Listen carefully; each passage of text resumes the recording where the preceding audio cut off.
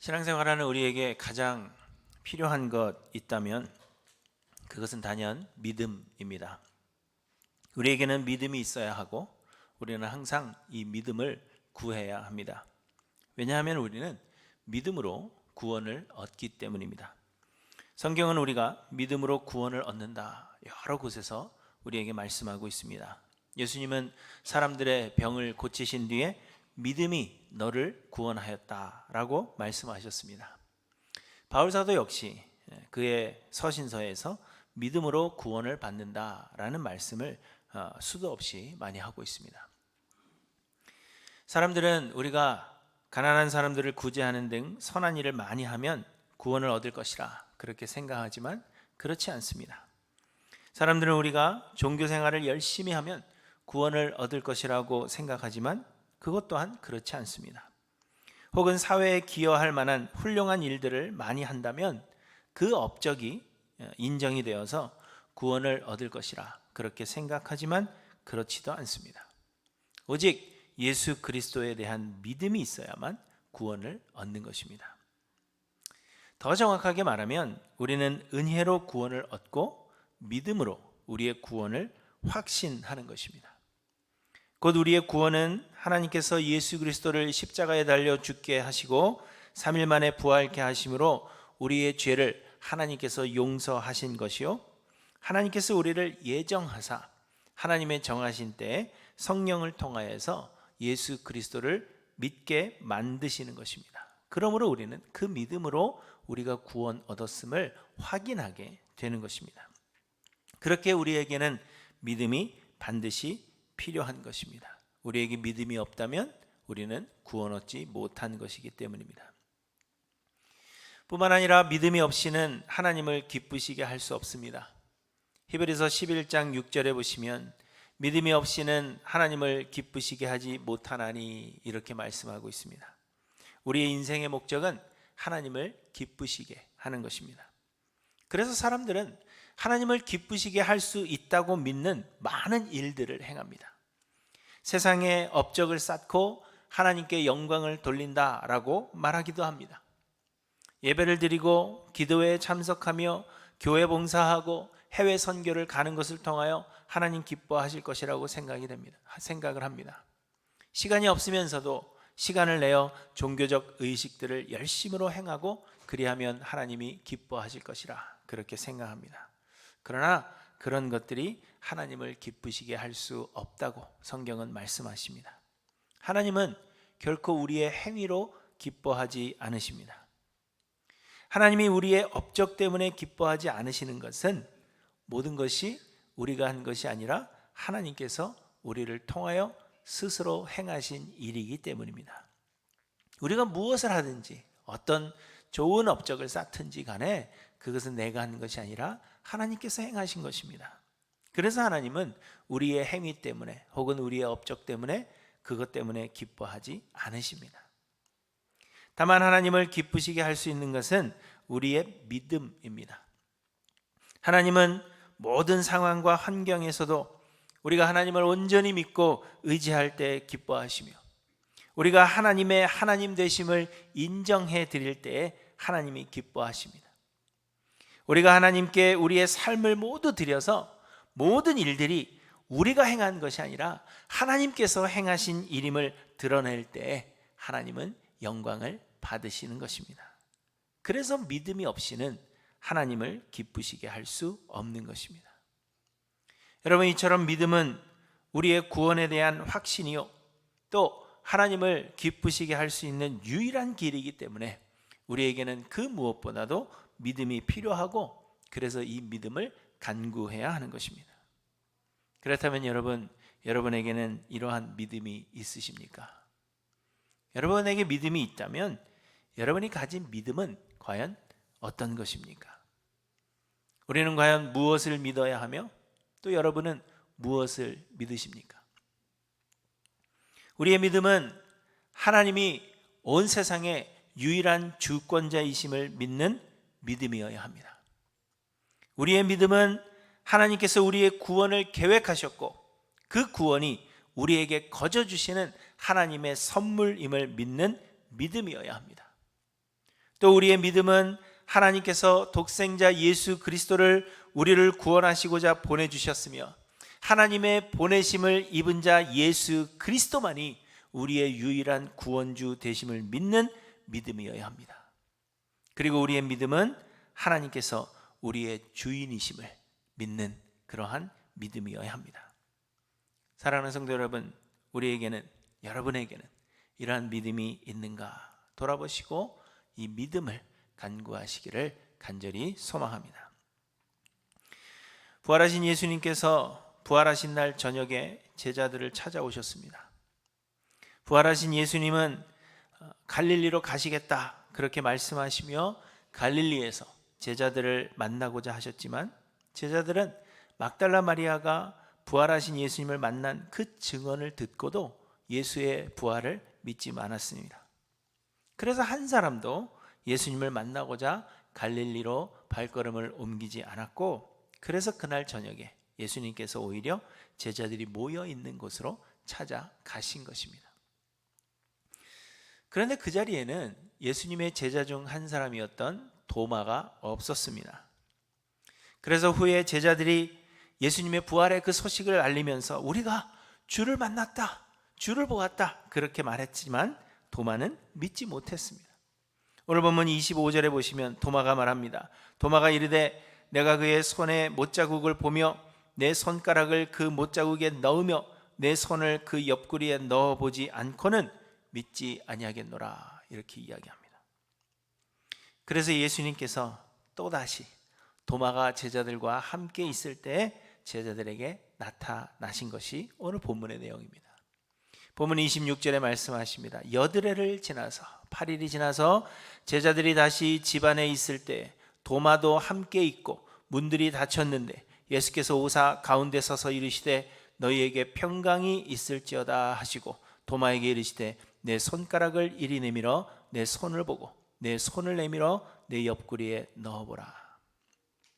도마가 예수님의 부활 소식을 믿지 못하자 하나님께서 도마에게 보이시고 그 손과 옆구리에 상처를 보이시며 내 손을 넣어보라 그렇게 말씀하신 것입니다. 그제서야 도마는 나의 주님이시요 나의 하나님이시니이다 이렇게 고백합니다. 부활하신 지금 내 앞에 서 계신 분이 나의 주 나의 하나님이십니다 그렇게 고백했다는 것입니다. 그러자 또 예수님께서 말씀하셨습니다. 믿음 없는 자가 되지 말고 믿는 자가 되라. 보지 못하고 믿는 자들은 복되도다 그렇게 말씀하셨습니다. 사람들은 예수님께서 도마의 믿음 없음을 꾸짖으셨다 그렇게 생각합니다. 제자들은 이제 모두 예수님의 부활을 믿고 있었는데 예수님의 부활을 믿지 못한 자는 도마뿐이었다 그렇게 생각하고, 그래서 예수님께서 그의 믿음 없음을 꾸짖으신 것으로 그렇게 생각하는 것입니다. 그래서 사람들은 우리는 도마처럼 되지 말자, 우리는 보지 않고 믿는 그러한 사람들이 되자 그렇게 마음에 결단을 하는 것입니다. 그러나 우리가 성경을 조금만 주의 깊게 보면 당시에는 도마뿐만이 아니라 모든 제자들이 믿음이 없었다라는 것을 발견하게 됩니다. 말씀드린 대로 베드로와 요한은 무덤을 직접 찾아가서 예수님의 시신이 그 무덤에 있지 않다는 사실을 목격하고도 여전히 부활을 믿지 못했습니다. 부활하신 예수님께서 막달라 마리아에게 보이시고 부활에 대해 분명하게 말씀하셨음에도 불구하고 모든 제자들이 예수님의 부활을 믿지 못하여 단 한 사람도 예수님이 죽으시기 전에 내가 먼저 일어나서 갈릴리로 가리라 말씀하셨지만 그러나 단 한 제자도 갈릴리로 가는 자가 없었습니다. 그래서 예수님께서 제자들이 있는 곳으로 찾아오실 수밖에 없었던 것입니다. 그리고 제자들은 겁에 질린 채 모여 있었는데 유대인들이 두려워 문을 걸어 잠그고 있었다 그렇게 말씀하십니다. 그리고 결정적으로 예수님이 그들에게 보이신 이후에도 8일이 지났음에도 여전히 이들은 문을 걸어 잠그고 있었습니다. 그런데 제자들이 예수님의 부활을 믿게 된 것은 그들이 갑자기 이제 믿어야 되겠다 그렇게 결정했기 때문이 아니라 부활하신 예수님께서 제자들에게 나타나 보이셨기 때문입니다. 20장 20절에 도마가 그 자리에 없을 때에도 이렇게 말씀하십니다. 이 말씀을 하시고 손과 옆구리를 보이시니 제자들이 주를 보고 기뻐하더라. 이렇게 말씀하십니다. 예수님의 다른 제자들 역시 보지 않고도 예수님의 부활을 믿었던 것이 아니라 부활하신 예수님을 보았기 때문에 믿게 되었다는 것을 이야기하고 있는 것입니다. 곧 도마만 믿음이 없었던 것이 아니라 믿음이 없었던 것은 모든 제자들이 마찬가지였다는 것입니다. 다만 예수님께서 제자들에게 나타나 보이실 그 첫 번째 나타나 보이실 때에 도마가 그 자리에 없었던 것뿐인 것을 우리에게 말씀하고 있는 것입니다. 그러므로 여러분, 보지 못하고 믿는 자들은 복되다 하신 것은 도마에게만 하신 말씀이 아니라 그 자리에 있던 모든 제자들과 또 훗날에 제자들로 인하여 예수를 믿게 될 사람들에게도 동일하게 말씀하고 있는 것입니다. 그리고 이 말씀은 바로 우리들에게도 말씀한다는 사실을 우리는 기억해야 합니다. 히브리서 11장을 보시면 믿음을 이렇게 정의합니다. 믿음은 바라는 것들의 실상이요 보이지 않는 것들의 증거니, 이렇게 말씀하십니다. 이 말씀의 핵심은 믿음이라는 것은 보이지 않는 것, 증명해 보일 수 없는 것을 믿는 것이 믿음이라, 그렇게 말씀하고 있는 것입니다.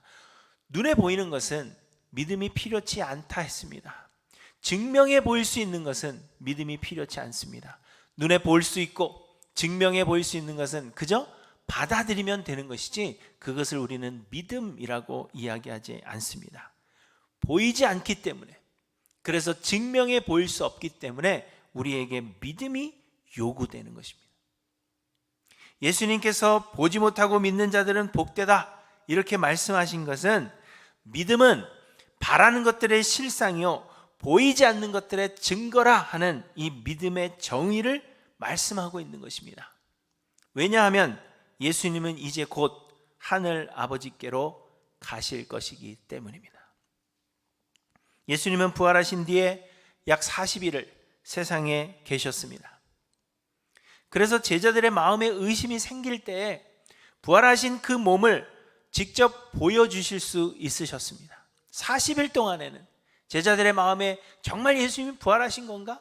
그리고 예수님의 부활은 옛날의 모습으로 부활하신 것이 아니라 그랬잖아요. 영의 새로운 몸을 입으셨기 때문에 정말 예수님이 부활하셨는가? 의심이 될 때 그 40일 동안에는 예수님께서 제자들에게 나타나 보이실 수 있으셨다는 것입니다. 그래서 처음 문을 걸어 잠그고 있던 제자들에게 나타나 보이셨고, 도마가 여전히 믿지 못하자 또다시 여드레 만에 다시 도마에게 보이신 것입니다. 그러나 예수님은 이제 곧 승천하실 것이었고, 예수님께서 하늘 아버지께로 돌아가시고 나면 더 이상 예수님을 눈으로 볼 수 없게 되는 것입니다. 그리고 그때에는 보지 못하고 믿어야 하는 때가 온다는 것입니다.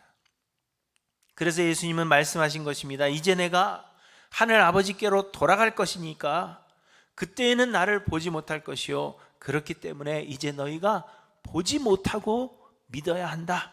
그 사실을 도마뿐만 아니라 제자들에게도 말씀하고 계시는 것입니다. 사랑하는 성도 여러분, 지금 우리는 부활하신 예수님을 볼 수가 없습니다. 어떤 사람들은 예수님을 보았다 그렇게 주장하기도 하고, 예수님을 보지 못했다면 구원 얻은 것이 아니라 라고 주장하기도 합니다. 그러나 여러분, 우리가 하늘나라에서 예수 그리스도를 다시 만나기 전까지는 이 땅에서는 더 이상 예수 그리스도를 볼 수가 없습니다. 누군가가 여러분들에게 예수 그리스도를 실제로 봐야 한다 그렇게 이야기한다고 해도, 예수를 만나지 못했다면, 보지 못했다면 그러면 구원 얻은 것이 아니다 그렇게 이야기해도 여러분 걱정하지 마시기 바랍니다. 이 세상에서는 우리가 부활하신 예수 그리스도를 눈으로 볼 수 없습니다. 이 세상에서 우리는 모두 보지 못하고 믿어야 하는 것입니다. 누군가 여러분에게 나는 예수를 보았다 하면 헛것을 보았다 그렇게 대답해 주십시오.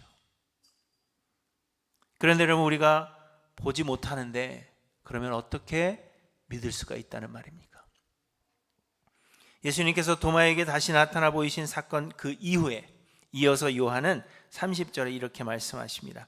예수께서 제자들 앞에서 이 책에 기록되지 아니한 다른 표적도 많이 행하셨으나 오직 이것을 기록함은 너희로 예수께서 하나님의 아들 그리스도이심을 믿게 하려 함이요 또 너희로 믿고 그 이름을 힘입어 생명을 얻게 하려 함이니라.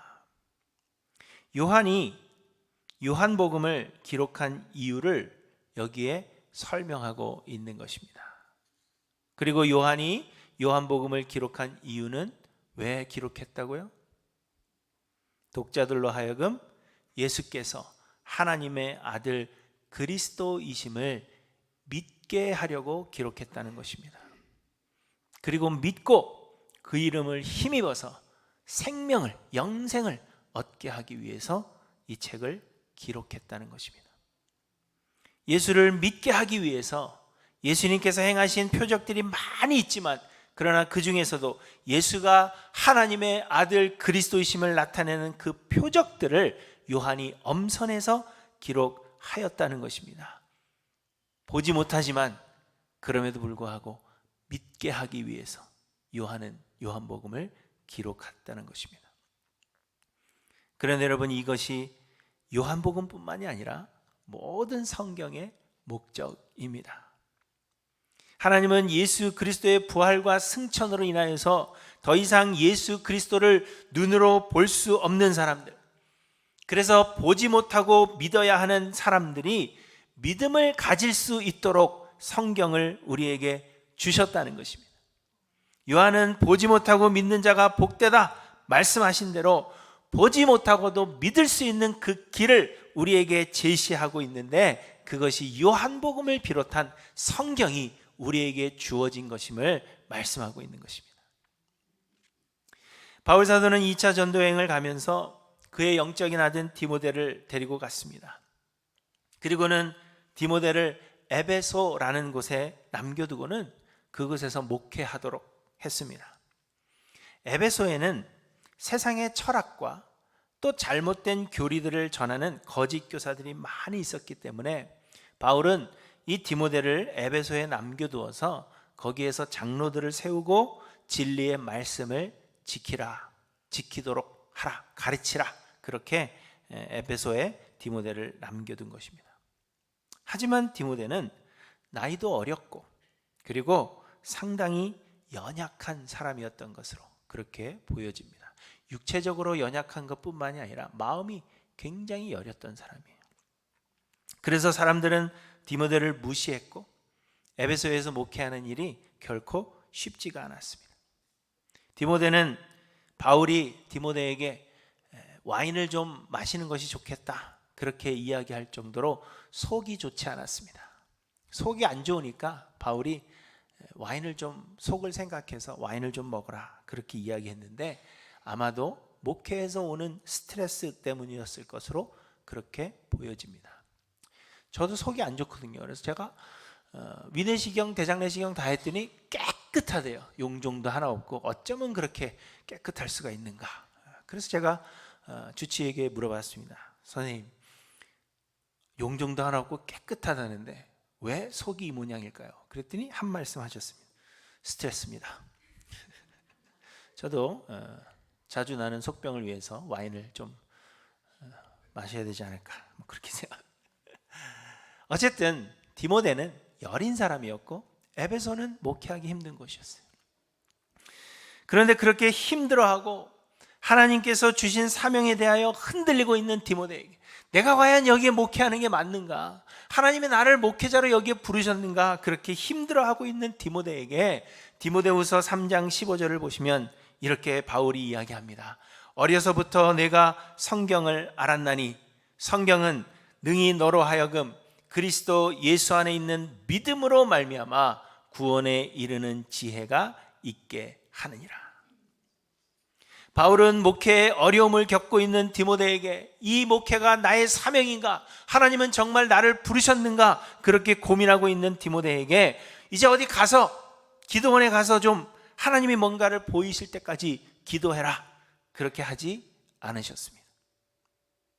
이 길이 너의 길이라고 하나님께서 너의 목소리, 너의 귀에 분명하게 말씀해 주실 때까지 방석을 적시며 내 무릎이 낙타 무릎이 될 때까지 기도해라, 그렇게 말하지 않았습니다. 혹은 그렇게 능력이 뛰어난 바울이 부활하신 예수 그리스도를 보여주시라고 바울에게도 보이셨던 예수님께서 디모데에게도 좀 보여주시라고 디모데에게 안수기도 하지도 않았습니다. 바울은 마음에 의심이 있는 디모데에게 성경을 읽으라, 그렇게 권면하고 있는 것입니다. 왜냐하면 성경을 읽는 것만이 믿음을 가질 수 있는 유일한 길이 되기 때문입니다. 이처럼 보지 못하고도 믿을 수 있는 유일한 길은 하나님의 말씀, 성경을 묵상하는 것입니다. 예수님께서 세상에 계실 때 베드로와 요한, 야고보만을 데리고 기도하시러 산에 올라가신 그러한 일이 있었습니다. 그런데 예수님께서 기도하실 때 갑자기 예수님의 용모가 변화하고 예수님의 입으셨던 옷이 휘어져서 광채가 났습니다. 그리고는 두 사람이 예수와 함께 대화를 나누시는 장면을 목격하는데 이는 모세와 엘리야였다, 그렇게 성경이 말씀하십니다.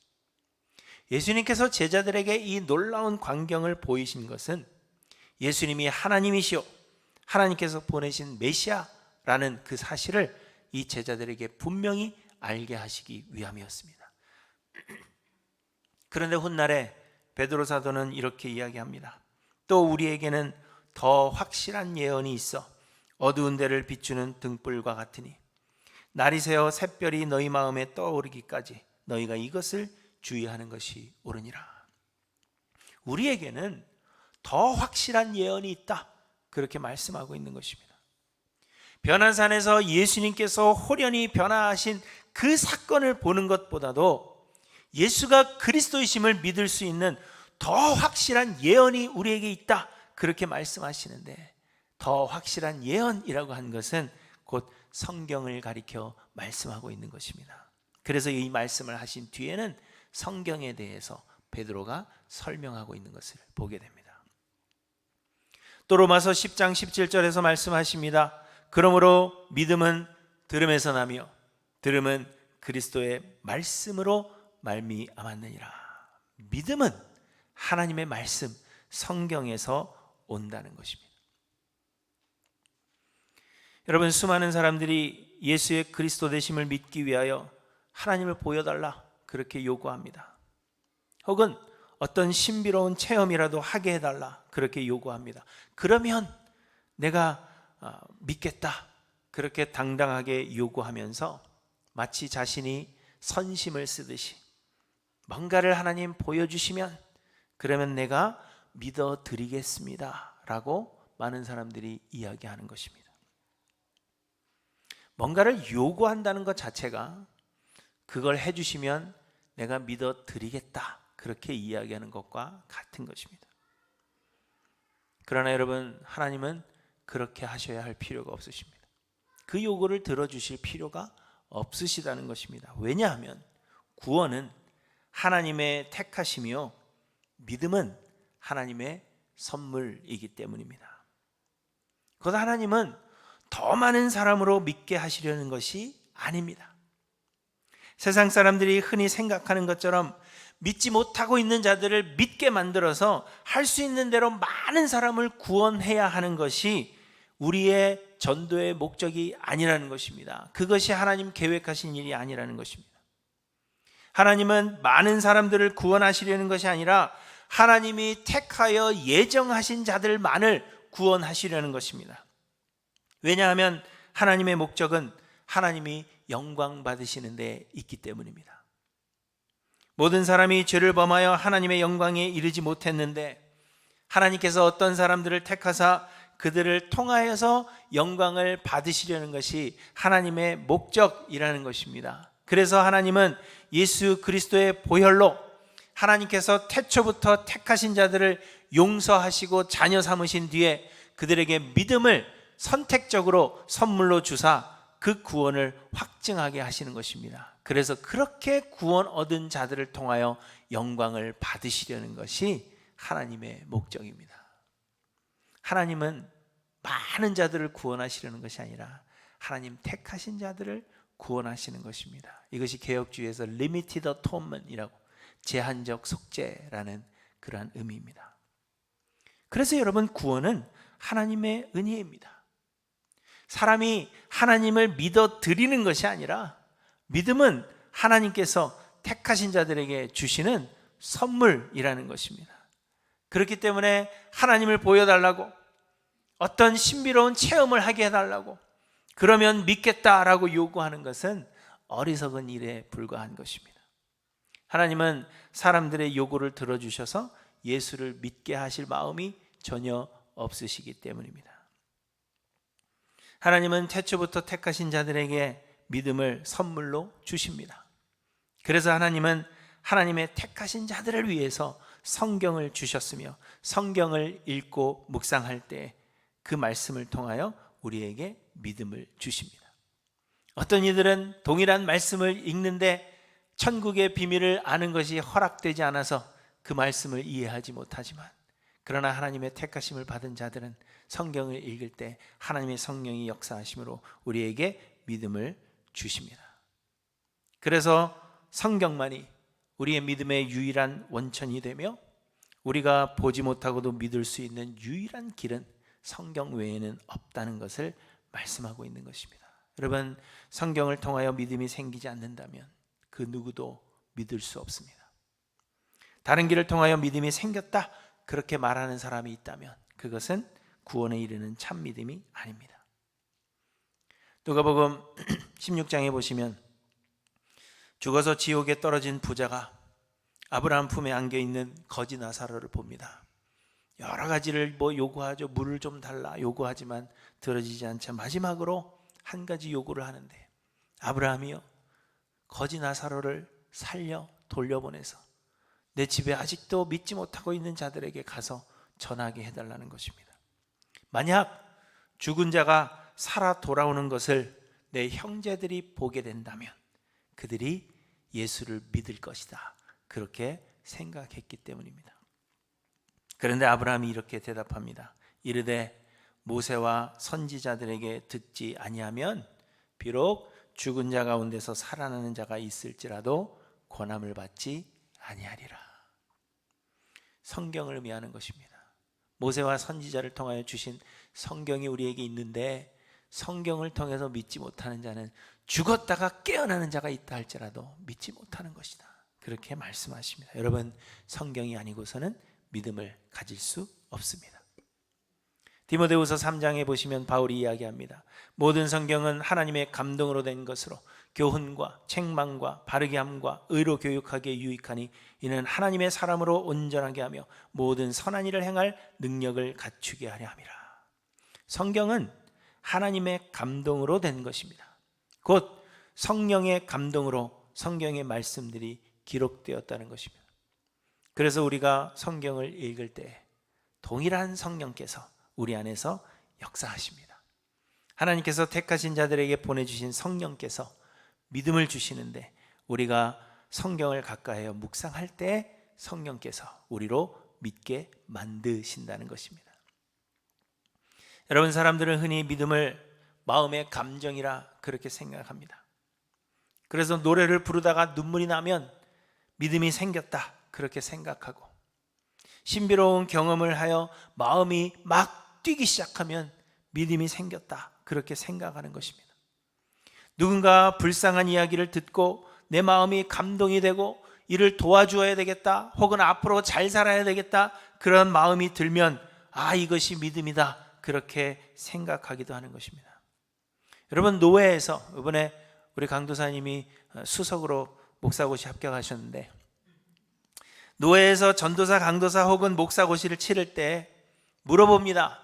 왜 목사가 되기로 결정했습니까? 그러할 때 이런 마음의 감정 때문에 찬양을 부르는데 눈물이 나서, 가난한 사람들을 보는데 돕지 않고는 배길 수 없는 것 같아서 목회의 길에 들어서기로 결정했습니다 라는 사람들이 있습니다.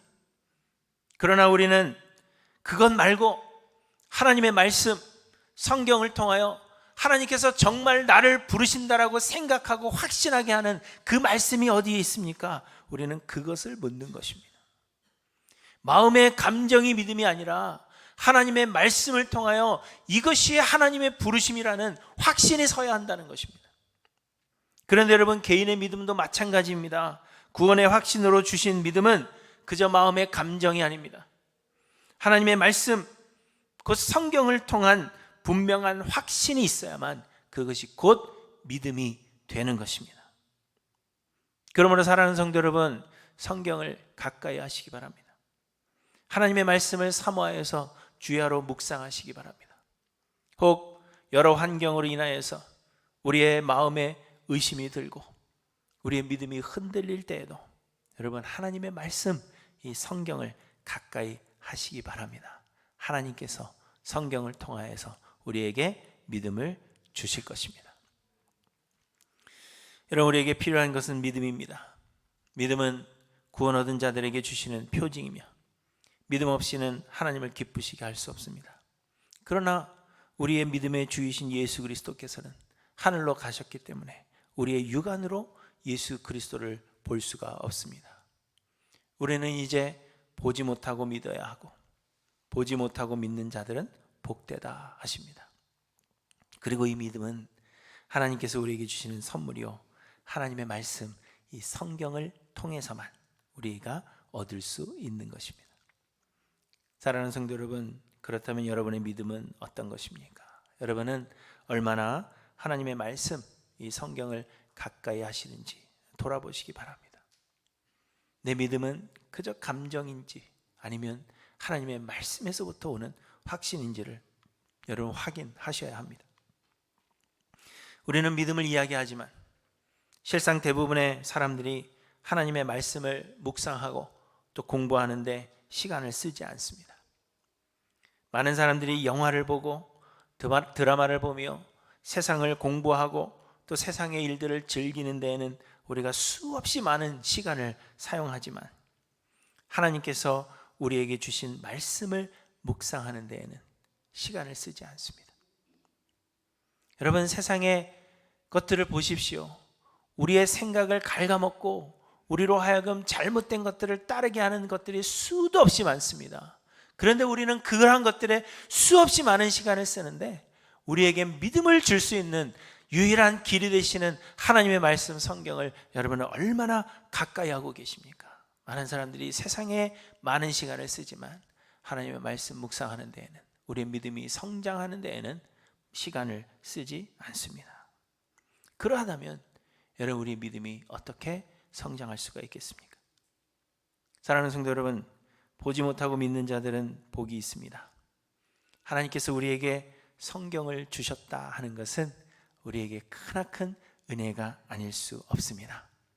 이때 아멘 하셔야지 제가 설교한 기분이 나는데, 뭐 그렇게 안 느끼시죠? 성경 뭐 그냥 뭐 차에도 있고 뭐 방에도 있고 여기도 있고 저기도 있고 화장실에도 있고 다 있는데, 하나님께서 우리에게 말씀을 주셨다는 것, 우리의 구원을 하기 위해서, 우리의 믿음을 위해서 하나님 우리에게 말씀을 주셨다는 것은 정말 크나큰 하나님의 은혜입니다. 그러므로 여러분, 우리 할랜드교회 모든 성도님들은 하나님의 말씀, 이 성경을 사모하여 가까이 하시는 할랜드교회 모든 성도님들이 되시기를 간절히 소망합니다. 세상의 그 어떠한 것보다도 하나님의 말씀 가까이 하십시오. 그래서 보지 못하고도 믿는 자들이 모두 되셔서 복된 인생들 다 되시기를 주님의 이름으로 간절히 축원합니다. 기도하십니다.